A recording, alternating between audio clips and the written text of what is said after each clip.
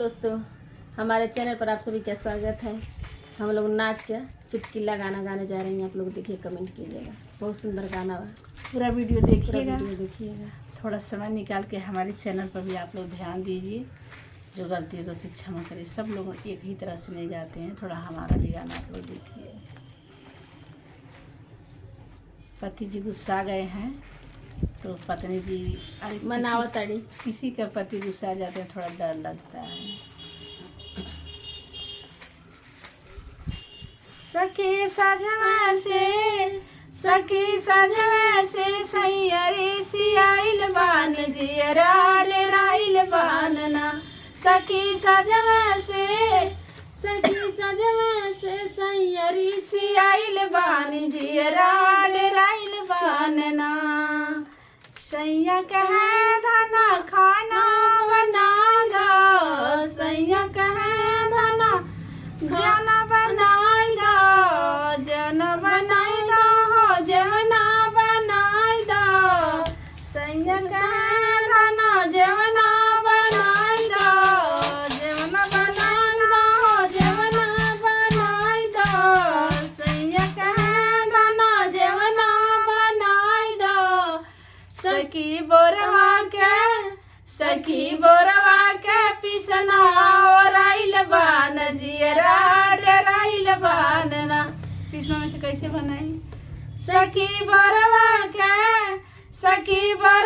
के पिसना ओराइल बान जियरा डेराइल बानना।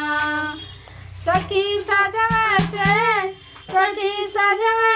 सैयरी सियाइल बान जियरा डेराइल बानना।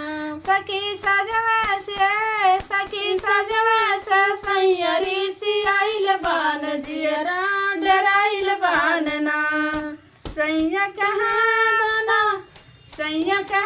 धना पानी भरी लाओ, सैया कहे धना पानी भरी लाओ, पानी भरी लाओ धना पानी भरी लाओ, पानी भरी लाओ धना पानी भरी लाओ। सखिया रोके पनिया ओराइल बान लाई नाही आइल बानना। सखिया रोके पनिया ओराइल बान लाई नाही आइल बानना। सखिया रोके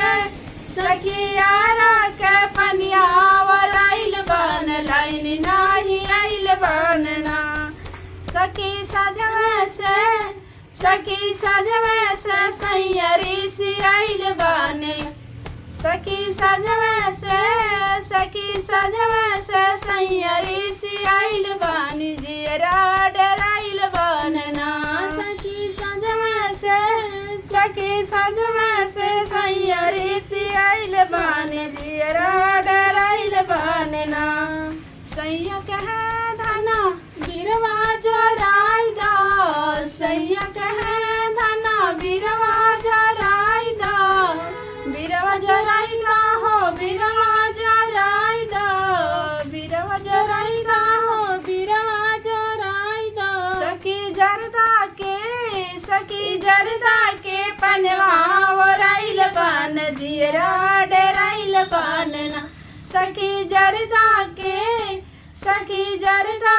पनवा ओराइल बान जियरा डेराइल बानना। सखी जरदा के पनवा ओराइल बान जियरा डेराइल बानना।